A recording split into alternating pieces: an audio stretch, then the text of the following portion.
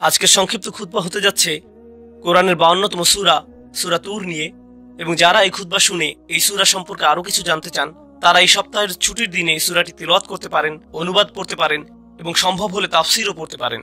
আল্লাহ অনেক সূরার মধ্যে এই বিচার দিবস সম্পর্কে বর্ণনা করেছেন এবং এটি সেই সব সূরাগুলোর মধ্যে একটি, বিচার দিবসের বর্ণনা করার মাধ্যমে। এবং অবশ্যই আমরা জানি বিচার দিবসে কি হতে পারে। একটি স্থানে আল্লাহ বলেন ওয়াকুনতুম আযওয়াজান সালাসা, এখানে মানুষ দুটি দলে ভাগ হয়ে যাবে, কিন্তু আপনি তার তিনটি দল বলতে পারেন, মৌলিকভাবে বিশ্বাসী, অবিশ্বাসী এবং বিশ্বাসীদের এলিট শ্রেণী। সূরাতুল ওয়াকিয়াতে বিশ্বাসীদের ভিআইপিদের নিয়ে বর্ণনা করা হয়েছে, কিন্তু মৌলিকভাবে বিশ্বাসী এবং অবিশ্বাসী এবং যারা ভুল দিকের মানুষেরা তাদের প্রত্যেককে সব সময় অবিশ্বাসী হিসেবে বলা হয়নি। প্রত্যেকবার আল্লাহ তাদের একটি নতুন বর্ণনা দিয়েছেন যাতে আমরা সেখান থেকে নতুন কিছু শিখতে পারি এবং আমাদের কি এড়িয়ে চলা উচিত তা আমরা জানতে পারি। তাই আল্লাহ শুধু বলেননি যে তারা কুফফার, বেশি নয়, আল্লাহ তাদেরকে আলাদা আলাদা ভাবে বর্ণনা করেছেন। প্রত্যেক বর্ণনায় আমাদের জন্য শিক্ষা রয়েছে এবং এই সূরায় বিচার দিবসে যারা বিপদে পড়তে চলেছে তাদের নিয়ে একটি খুব নির্দিষ্ট বর্ণনা রয়েছে। আল্লাহ আমাদের কাউকে তাদের অন্তর্ভুক্ত না করুন। এবং আমি এই সূরায় আল্লাহ তাদের যে বর্ণনা দিয়েছেন এবং তাদের বিপরীত দিকের মানুষ সম্পর্কে যে বর্ণনা দিয়েছেন তার উপর বিশেষ দৃষ্টি দিতে চাই। আল্লাহ বিচার দিবসের শুরুর দিকে বর্ণনা করছেন এভাবে, ইয়াউমা তামুরুস সামাউ মাওরা ওয়া তাসিরুল জিবালু সাইরা, আকাশ পরিবর্তন হচ্ছে, পাহাড় নড়তে শুরু করেছে, পৃথিবী আর দেখতে যেমন ছিল তেমন থাকছে না, মানুষেরা কবর থেকে বের হয়ে আসছে। এবং এখন আল্লাহ বলেন ফাওয়াইলু ইয়াউমা ইযিল লিল মুকাযযিবিন, যারা সত্যকে মিথ্যা বলতো তাদের জন্য সেই দিন কত বিধ্বংসী আর কত ভয়ঙ্কর হবে যারা সত্যকে মিথ্যা বলতো। আল মুকাযযিব, যে কেউ তাদের কোনো সত্য বলে এবং তারা বলে না না এটা সত্য নয়, তারা সত্য অস্বীকার করে বা তা মিথ্যা বলে অথবা তা মিথ্যা মনে করে। তাদের মধ্যে প্রথম সূক্ষ্ম বিষয় যা আমি আপনাদের সাথে শেয়ার করতে চাই তা হলো ইকাযযিব এবং মুকাযযিব। একজন ইকাযযিব হচ্ছে মিথ্যাবাদী, মুকাযযিব তার মধ্যে বেশ কিছু বিষয় আছে। প্রথম বিষয়টি হচ্ছে একজন ব্যক্তি যখন সত্যের সম্মুখীন হয়, যখন আপনি সত্য শোনেন, আমি সত্য শুনি এবং আমি তা গ্রহণ করতে চাই না এবং আমি বলি না এটা সত্য নয় এবং আমি শুধু এটা প্রত্যাখ্যান করি, এখন আমি একজন ইকাযযিব নই, আমি একজন মুকাযযিব। তাহলে প্রথম বর্ণনা হলো সত্যকে প্রত্যাখ্যান করা। মুকাযযিব সম্পর্কে দ্বিতীয় জরুরি বিষয়টি হচ্ছে আমি শুধু তা প্রত্যাখ্যানই করিনি, আমি আমার চারপাশের সবাইকে বলছি এটা মিথ্যা। এটা হতে পারে দাওয়া, যেখানে আপনি সবাইকে সত্যের পথে আমন্ত্রণ করছেন। মুকাযযিব হচ্ছে সে যে সত্য গ্রহণ করে না এবং সবাইকে সত্যকে মিথ্যা বলে গ্রহণ করতে নিষেধ করে। তারা একটা নেগেটিভ ক্যাম্পেইন করে এবং তারা একটা বাতিল ক্যাম্পেইন করে। মানে তারা শুধু নিজেরাই সত্যকে প্রত্যাখ্যান করে না, তারা অন্যদেরকেও সত্যকে মিথ্যা হিসেবে গ্রহণ করতে কনভিন্স করে, তারা মিথ্যাকে ছড়িয়ে দিতে চেষ্টা করে, তারাই মুকাযযিব। এটাই হচ্ছে প্রথম বর্ণনা। আমি যা শিখি তা হলো আমি যখন কোনো সত্য শুনি, তা যে কোনো ভাবেই হোক না কেন, সেটি একটি শিশু থেকে শুনতে পারি, সেটা একজন মুসলিম থেকে শুনতে পারি, তা আমি যে ব্যক্তিকে পছন্দ করি বা পছন্দ না করি তার থেকে শুনতে পারি, যদি সত্য হয় আমি তা প্রত্যাখ্যান করব না, আমি তা প্রত্যাখ্যান করব না। লোকেরা কেন সত্যকে প্রত্যাখ্যান করে? কারণ শুধু এটা নয় যে তারা খারাপ মানুষ। এর কারণ হলো, উদাহরণস্বরূপ মহানবী সাল্লাল্লাহু আলাইহি সাল্লামের চাচা আবু তালিব সত্যকে গ্রহণ করেননি, তিনি সত্য গ্রহণ করেননি। কিন্তু প্রশ্ন হলো কেন তিনি সত্য গ্রহণ করেননি? কারণ যদি তিনি তা গ্রহণ করেন তার জীবনে অন্যান্য রাজনৈতিক সমস্যা ঘটতে পারে, তার মানুষের সাথে ব্যবসা আছে, তারা ব্যবসা প্রত্যাহার করতে পারে, তার অনেক সামাজিক সম্মান আছে, তার সামাজিক সম্মান ব্যাহত হতে পারে, তার পরিবারে অনেক সমস্যা হতে পারে। তিনি এই সব বিষয়গুলো দেখে বলেন আমি জানি এটা সত্য কিন্তু আমি তা গ্রহণ করতে পারি না, কারণ তার মূল্য অত্যন্ত বেশি, আমি এর জন্য এত মূল্য দিতে পারি না, আমি এটা করতে পারি না। এবং এটা শুধুমাত্র আবু জাহল, আবু তালেব এবং আরো অনেকের সাথে হয়নি, আমি এবং আপনি। যদিও আমরা মুসলিম, তবে মুসলিমদের মধ্যেও এমন হতে পারে। আমরা শুধু বলি লা ইলাহা ইল্লাল্লাহ, আমরা আল্লাহকে একমাত্র উপাস্য রূপে গ্রহণ করে নিয়েছি, আমরা মুহাম্মদ সাল্লাল্লাহু আলাইহি সাল্লামকে নবী বলে গ্রহণ করে নিয়েছি, কিন্তু ইসলামের অভ্যন্তরে আমাদের পরিবারের কেউ এসে আমাদের কিছু সত্য বলতে পারে এবং যদি আমরা তা গ্রহণ করি তাহলে আমাদের বাবা তা পছন্দ করবেন না, অথবা আমাদের ভাই তা পছন্দ করবে না, অথবা যদি আমরা তা গ্রহণ করি আমাদের ব্যবসা ছেড়ে দিতে হতে পারে, অথবা আমাদের কাউকে টাকা ফেরত দিতে হতে পারে, একটি মূল্য প্রদান করতে হবে। তাহলে আমরা সেই সত্যের সাথে কি করি? না, এটা সত্য নয়। না না, সেটা ঘটেনি। তাকযীব হচ্ছে রিসালাত, ঈমান, আল্লাহ, এইগুলোই তাকযীব। আপনি প্রতিদিনই তাকযীব করতে পারেন। এবং আপনি জানেন ইংরেজিতে একটা কথা আছে, বেস্ট ডিফেন্স ইজ অফেন্স। ঠিক আছে, আপনি সত্য গ্রহণ করছেন না, আমি সত্য গ্রহণ করছি না, কিন্তু তার জন্য আমাদের একটু খারাপ লাগছে। তো যাতে আমার একটু ভালো লাগে তাই আমি সবাইকে গিয়ে বলি, না না না, এটা সত্য নয়, আমি এটা গ্রহণ করতে পারছি না, কারণ এটা ভুল। কিন্তু আপনি আপনার ভেতর থেকে জানেন যে আপনি ভুল, কিন্তু নিজেকে ভেতর থেকে একটু ভালো লাগানোর জন্য সত্যকে মিথ্যা বলে প্রচার করছেন। এভাবেই আপনি আপনাকে ডিফেন্ড করছেন। এটাই হচ্ছে বিচার দিবসে এক ধরনের মানুষের বর্ণনা, যারা সেদিন তারা যা করত সেটা লুকাতে পারবে না। ওয়াইলু ইয়াউমাইযিল লিল মুকাযযিবিন। এরপরে আল্লাহ তাদের সম্পর্কে দ্বিতীয় বর্ণনা দেন, এবং সূরাটির খুবই ইন্টারেস্টিং ব্যাপার এখানেই। আপনি ভাববেন, আল্লাযীনা কাযযাবু বির-রিসালাহ কাযযাবু বিন-নবী কাযযাবু বিন-নার আল্লাযীনা কাফারু বিন-নার। যে আল্লাহকে অবিশ্বাস করে, যে মহানবী সাল্লাল্লাহু আলাইহি সাল্লামকে মিথ্যাবাদী বলে, যে আল্লাহর বাণীকে মিথ্যা বলে, না, এখানে বর্ণনাটি হচ্ছে আল্লাযীনা হুম ফী খাউদিন ইয়ালআবুন। তারা ডুবে যায়। আমি এটা ইংরেজিতে ভালো ট্রান্সলেট করতে পারছি না। আরবি শব্দ হচ্ছে খাউদ। তারা খাউদে ডুবে যায় এবং সেখানে খেলতে থাকে, খাউদ। তাহলে চলুন আমি আপনাকে এই শব্দ খাউদ এর উৎপত্তি এবং এর অর্থ সম্পর্কে ব্যাখ্যা করি, এবং আমরা এই শব্দ থেকে কি শিখতে পারি দেখি। ইস্তিখাদ আল মা, এই শব্দের মূল অর্থ হলো আপনি কোনো জিনিসকে পানিতে ডুবান। যখন আপনি কোনো প্রাণীকে পানিতে ডুবান, এটাই হলো ইস্তিখাদা। যদি আপনি পানিতে হাঁটেন এবং আপনার জামাটা হাঁটু পর্যন্ত পানিতে ভিজে যায়, খাউদিল মা, আর আপনি পানিতে নিজেকে ডুবিয়ে ফেললেন। আর যখন আপনি পানিতে নিজেকে ডুবিয়ে ফেলেন, তারা বলে থাকে ইখতাদাল মারআ, যেমন একটি পশুর চারণ ক্ষেত্র, যেখানে ভেড়া এবং ছাগল চড়ে বেড়ায়, সেখানে অনেক ঘাস, তারা অনেক ঘাস খেতে পারে। যদি সেখানে অনেক ঝোপঝাড় থাকে, এখন যদি পশুরা সেখানে যায় তাহলে সেই ঝোপঝাড়ে আটকে যাবে। তার মানে হলো চারণভূমিতে খাউদ আছে। চলুন এখন মিখওয়াদ শব্দটি নিয়ে কথা বলি। আগের দিনগুলোতে যখন তারা কোনো পানীয় পরিবেশন করত, একটা বড় চামচ ব্যবহার করত। তারা চামচটিকে পাত্রে ডুবিয়ে পানি ঢেলে দিত, এবং তারা একটি মুক্তার জন্য এই শব্দটি ব্যবহার করত, কারণ মুক্তা পাওয়ার জন্য আপনাকে পানির গভীরে যেতে হবে। তারপরে এই শব্দটি অলংকারিকভাবে ব্যবহার হয়েছে। তারা এই শব্দটি এভাবেই ব্যবহার করত, ফাখাদা ফিল কালাম। যখন আপনি একটি বিষয়ের গভীরে যাবেন এবং এই বিষয়টি নিয়ে কথা বলতেই থাকবেন, মানে আপনি ওই বিষয়টিতে ডুবে আছেন। যেমন কিছু লোক বা আপনাদের মধ্যে কেউ গেম খেলেন, অনলাইন গেম খেলেন, এবং তারা সবসময় গেমের মধ্যে থাকে, তারা গেমে ডুবে থাকে। কেউ কেউ গাড়ি পছন্দ করে, তারা সবসময় গাড়ি নিয়ে কথা বলে, গাড়ি নিয়ে চিন্তা করে, গাড়ি নিয়ে চিন্তা করে। তাদের ফোনের ওয়ালপেপার গাড়ির ছবি, তারা সবসময় গাড়ির আপডেট দেখেন। এই ব্যক্তিটি গাড়িতে খাউদ হয়ে আছে। খাউদের প্রধান অর্থ হলো কিছুতে পুরোপুরি ডুবে থাকা। আধুনিক কালে এই শব্দটিকে কোনো কিছুতে আসক্ত হওয়ার জন্য ব্যবহার করা হয়। নেশা, যখন কেউ কিছুতে আসক্ত হয়, এটি খুবই আকর্ষণীয়, কারণ এই বিষয়ে বইও লেখা হয়েছে। আপনি এজ অফ অ্যাডিকশন নামে একটা বই খুঁজে দেখতে পারেন। এই যে সময় আমরা বসবাস করছি, এটি একটা নেশার যুগ। আগে লোকেরা মদের নেশা সম্পর্কে কথা বলতো। যারা জুয়া খেলে তারা একবার নয়, বারবার ফিরে আসে। তারা তাদের বাড়ি হারায়, পরিবার হারায়, এবং তারা এটা বন্ধ করতে পারে না। মাদক একটি নেশা হতে পারে। বহু লোক ইতিমধ্যে জানতে পারেন যে বিশ্বের নামকরা সামাজিক মিডিয়াগুলো, যেমন ফেসবুক, ইনস্টাগ্রাম, এই সংস্থাগুলো প্রথম তৈরিতে তারা বিশ্বের শীর্ষ ক্যাসিনোগুলোতে গিয়েছিল, কারণ তাদের অ্যাপ্লিকেশনগুলোর অ্যালগোরিদম এমনভাবে করা হয়েছে যেটা নিশ্চিত করে যে তাদের ব্যবহারকারীরা অ্যাপে থাকে। তারা চায় না যে আপনি টিকটক অন করেন এবং তা বন্ধ করে দেন। তারা চায় যে আপনি এটা অন করেন, সোয়াইপ করেন, আবার সোয়াইপ করেন, আবার সোয়াইপ করেন, এবং করতেই থাকেন। এই অ্যালগোরিদম বানাতে তাদের মানুষের আচরণ অধ্যয়ন করতে হয়েছিল। তাই তারা ক্যাসিনোতে গিয়েছিল এবং সেখান থেকে সেরা সাইকোলজিস্ট নিয়ে আসে, কারণ ক্যাসিনো শিল্প প্রথমে সাইকোলজিস্ট নিয়োগ দিয়েছিল যাতে লোকেরা স্লট মেশিনে বসে টাকা বের করতে পারে। তাদের উদ্দেশ্য ছিল আমাদেরকে সেখানে কতটুকু সময় ধরে রাখতে পারে, কারণ তারা সেখানে আমাদেরকে যত লম্বা সময় সম্ভব ধরে রাখতে পারবে, আমরা আরো বেশি আসক্ত হব।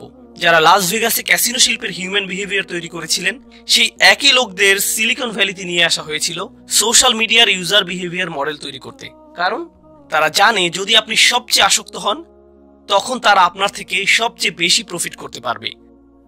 যদি আপনি নেশায় ডুবে যান এবং আপনি বের হতে পারবেন না, যদি আপনি নেশায় ডুবে যান তখন আপনি বের হতে পারবেন না। এবং আপনি যদি এটা আবার করতে না পারেন, তাহলে আপনি আপনার ভেতরে কিছুই নেই এরকম একটা অনুভব করবেন। সে মদ পান করে এবং সে মনে করে সে ভালো ফিল করছে, সে চলে যায়। তার 1 ঘন্টা 2 ঘন্টা পর আবার মদ খেতে ইচ্ছা করে, তার আবার একটা চাহিদা তৈরি হয়, আমাকে আরেকটা দিন, আরেকটা দিন। তাদের পেট ব্যথা করতে থাকলেও তারা মদ পান করে যায়। তারা অর্ধেক ঘুমন্ত অবস্থায় থাকলেও মদ পান করে থাকে। তারা ঘুম থেকে উঠে এসেও মদ পান করতে চায়। এটি অনলাইন অন্যান্য নেশা এবং বিনোদনের নেশার ক্ষেত্রেও সত্যি। কিছু লোক চলচ্চিত্রে আসক্ত, নেটফ্লিক্সে কিছু লোক আসক্ত, স্পোর্টসে কিছু লোক আসক্ত। এই নেশা পরবর্তীতে আল্লাহ সত্যের সম্পর্কে কথা বলেছেন। যখন সত্য আসে, কোরআনে যে সত্য সম্পর্কে বলা হয়েছে, আপনাকে এই বাস্তবতার সাথে ডিল করতে হয়। আপনাকে আপনার কাজের জন্য দায়িত্ব গ্রহণ করতে হয়। আমি কিভাবে আমার দিন কাটাচ্ছি তার ব্যাপারে যত্নশীল হতে হয়। কিভাবে আমি আমার রাত কাটাচ্ছি তার ব্যাপারে যত্নশীল হতে হয়। আমার নিজের ব্যাপারে দায়িত্ব আছে, আমার আল্লাহর জন্য দায়িত্ব আছে, আমার নিজের পরিবারের জন্য দায়িত্ব আছে। আমাকে এই সবগুলো ব্যাপারে যত্নশীল হতে হবে। কিন্তু আপনি যদি এই সত্যকে গ্রহণ করতে না চান এবং আপনি বাস্তবতা থেকে পালিয়ে বেড়াতে চান, আপনি নিজেকে হারিয়ে ফেলেন এবং কোনো একটি বিষয়ে আসক্ত হয়ে যান এবং এভাবে আপনি আসক্তিতে ডুবে যান। আপনি জানেন কিছু মানুষ কি করে? কোনো একটি গ্যাদারিং এ কিছু শুনলে, মনে করেন 8 জন মানুষের একটি সমাবেশ, ফ্যামিলি গেট টুগেদার, তারা সেখানে বসে কথা বলছে এবং সেখানে কোনো একজন আল্লাহর দ্বীনের ব্যাপারে কথা তুলল, সে দ্রুত সেই বিষয়টি পরিবর্তন করে ফেলবে এবং সে চাইবে একটি অন্য বিষয়ে কথা বলতে, কারণ সে জানে সে কোন বিষয়ে কথা বলতে চাইবে। না না না, জানো ইউএফসি ফাইটে কি হয়েছে, এই খেলাটিতে কি হয়েছে, এই ছবিটিতে কি হয়েছে? ও আল্লাহ, সেগুলো কত ভালো ছিল। এবং আমি এভাবে কথা বলতে থাকি। তারা যদি দিন সম্পর্কে কথা বলে, তবে তারা দিনকে একটা মজার ছলে কথা বলে। এই বিষয়ে কথা বলাটা একটু ফান। তখন আল্লাহ বলেন, হাত্তা ইয়াখুদু ফি হাদিসিন গায়রিহি, তাদের সাথে ততক্ষণ কথা বললেন না যতক্ষণ পর্যন্ত তার অন্য বিষয়ে ডুবে না যায়। এখন আমার আপনার নিজেদেরকে জিজ্ঞাসা করা উচিত, এটা মানুষের সম্পর্কে সমালোচনা নয়, এটা আমি এবং আপনি আমাদের সম্পর্কে যা ভাবি তাই। আমি প্রতিদিন যে বিষয়ে ডুবে থাকি, এর কি কোনো উদ্দেশ্য আছে, নাকি আমরা আসলে শুধু এদিক ওদিক ঘুরে বেড়াচ্ছি? এই প্রশ্নটি আমি আমাকে জিজ্ঞেস করতে চাই। বিচার দিবস সম্পর্কে আল্লাহ বললেন, ইয়াউমা ইযিল্লিল মুকাযযিবিন আল্লাযীনা হুম ফি খাউদিন ইয়ালআবুন, তারা বিভিন্ন বিষয়ে ডুবে আছে এবং সেই বিষয়ে এদিক ওদিক ঘুরে বেড়াচ্ছে। তারা শুধুই ঘুরে বেড়াচ্ছে। এবং প্রতিবার যখন কোরআন তাদেরকে ডাকে, সত্য তাদেরকে ডাকে, সবকিছু দায়িত্ববোধ। কারণ বিচার দিবস মানেই দায়িত্ববোধ, তাই নয় কি? বিচার দিবস হচ্ছে একটি কোর্ট এবং এই কোর্টে কি হয়? বিচারক বলেন, আপনি যা করছেন তার জন্য আপনিই দায়ী। আপনাকে কোর্টে নিজেকে উপস্থাপন করতে হয় এবং যারা জানে যে তাদের সামনে একটি বিচারের দিন আসছে, তাদের জন্য একটি বিচার অপেক্ষা করছে, তারা সেই বিচার দিনের জন্য প্রস্তুতি গ্রহণ করে। এটাই এই জীবনে হয়, এটাই বিচার দিবসের জন্য সাধারণ যুক্তি। কিন্তু যেই ব্যক্তি সেই ট্রায়ালের জন্য প্রস্তুত নয়, তারা শুধু খেলে বেড়াচ্ছে, তারা গেমে আসক্ত, তাহলে তারা সেই বিচার দিনে খুবই বিপদে পড়বে। এবং কেউ কেউ বলে, এই বিচার দিবস আগামীকাল, বিচার দিবস আগামী সপ্তাহে, তাড়াতাড়ি এই দিনের জন্য প্রস্তুতি গ্রহণ করো। কিন্তু আপনি তৈরি নন, আপনি আপনার কাজ শেষ করেননি, সেই দিন কি আপনার বিপক্ষে হতে যাচ্ছে? আরে যান, আমাকে খেলতে দেন, এটা সত্য নয়। এই মানুষগুলো খুব বেশি, আসলেই খুব বেশি, তারা খুবই নেতিবাচক, আমাকে আমার মতো থাকতে দিন। আপনি জানেন, এমন একটা সময় ছিল যখন দার্শনিকেরা ক্যাপিটালিজম, কমিউনিজম, অ্যাথিজম এইগুলো নিয়ে কথা বলতো। এখন আমরা একটা নতুন পৃথিবীতে। আপনার ইমোশনই আপনার নতুন ধর্ম। আমাকে একটু ভালো থাকতে দিন তো, আমি শুধু ভালো থাকতে চাই, আমাকে আমার মতো থাকতে দিন। আপনি জানেন, বিচার দিবসে আল্লাহ এমন একটি বর্ণনাই দিয়েছেন, আল্লাযীনা হুম ফি খাউদিন ইয়ালআবুন, যখন কোনো মানুষ কোনো কিছুতে ডুবে যায়, তখন সে আর অন্য কিছুতে যেতে চায় না, সে ওখানে আটকে পড়ে, তারা একই জায়গায় থাকে। যখন কোনো মানুষ কোনো কিছুতে আসক্ত হয়, তখন আপনি তাকে 1 বছর আগেও যেখানে দেখেছেন, এখনো ঠিক সেখানেই দেখবেন। আপনি জানেন, যখন মানুষ কোনো কিছুর পরিবর্তন করে না, আল্লাহ তাদেরকে পরিবর্তন করেন। আল্লাহ বলেন, ওয়াল্লাযীনা ইয়াওমা ইউদআউনা ইলা নারি জাহান্নামা দাআ, তখন আল্লাহ তাদেরকে জাহান্নামের আগুনের দিকে ঠেলে দেন। তাদেরকে ঠেলে দেওয়া হয় কারণ তারা নিজেরা নড়ে না, তারা যেতে চায় না। হাযিহিন নারুল্লাতী কুনতুম বিহা তুকাযিবুন, এই হচ্ছে জাহান্নাম যাকে তোমরা মিথ্যা বলতে। আফাসিহরুম হাযা, যদি আমি বলি এটা কি জাদু? আও আনতুম লা তুবসিরুন, তুমি কি দেখছো না? কারণ আমি কোনো আগুন দেখতে পাচ্ছি না। হে আস্তাগফিরুল্লাহ বলো, এগুলো করো না। আমাদেরকে আল্লাহকে ভয় করা উচিত, আমাদের বিচার দিবসকে ভয় করা উচিত। হ্যাঁ, আমার আগুন ভয় করা উচিত, কিন্তু আমি তো কোনো ধোঁয়া দেখতে পাচ্ছি না, আমি তো তাপমাত্রা বাড়তে দেখছি না। আল্লাহ বলেন এটা মিথ্যা। যখন বিচার দিবস আসবে, আও আনতুম লা তুবসিরুন, তুমি এটা দেখবে না। ইসলাউহা ফাসবিরু আলা তাসবিরু সাওয়াউন আলাইকুম ইন্নামা তুজজাউনা মা কুনতুম তা'মালুন। এখন যাও এর ভিতর এবং এটা উপভোগ করো। তুমি এটা সহ্য করতে পারো বা না পারো, এটা কোনো ব্যাপারই না, এটার এখন কোনো মূল্যই নেই। আমি এখন এই খুতবাটিকে ছোট করে আনতে চাই। অন্যদিকে এই মানুষের বিপরীত দিকে কিছু মানুষ থাকবে যারা বিচারের দিনে কোনো ধরনের বিপদে পড়বে না। আল্লাহ বলেন ইন্নামাল মুত্তাকিনা ফি জান্নাতিন ওয়া নাঈম। যে মানুষের তাকওয়া ছিল তারা জান্নাতে যাবে এবং সেখানে আরাম করবে। আয়াতের পরবর্তী অংশটি হচ্ছে জান্নাতের বর্ণনা। এটা নিয়ে হয়তো পরবর্তীতে কখনো কথা বলবো, কিন্তু আমি চাই আপনারা এই বিষয়টি নিয়ে চিন্তা করুন। মুত্তাকিন বলতে আসলে কি বোঝায়? মুত্তাকিন শব্দটা আমরা সবসময় শুনে থাকি আমাদের তাকওয়া থাকা উচিত, আমাদের তাকওয়া থাকা উচিত। তো তাকওয়া শব্দটি এসেছে ওয়াকায়া শব্দ থেকে। আপনার জানা উচিত ওয়াকা মানে হচ্ছে প্রতিরোধ করা। এখান থেকে যে শব্দটি এসেছে, আমরা দোয়াতে এই কথাটা বলে থাকি ওয়াকিনা আযাবান নার। তাকওয়া একই শব্দ। ওয়াকিনা আযাবান নার মানে হচ্ছে আমাদেরকে বিচার দিবসের শাস্তি থেকে রক্ষা করুন।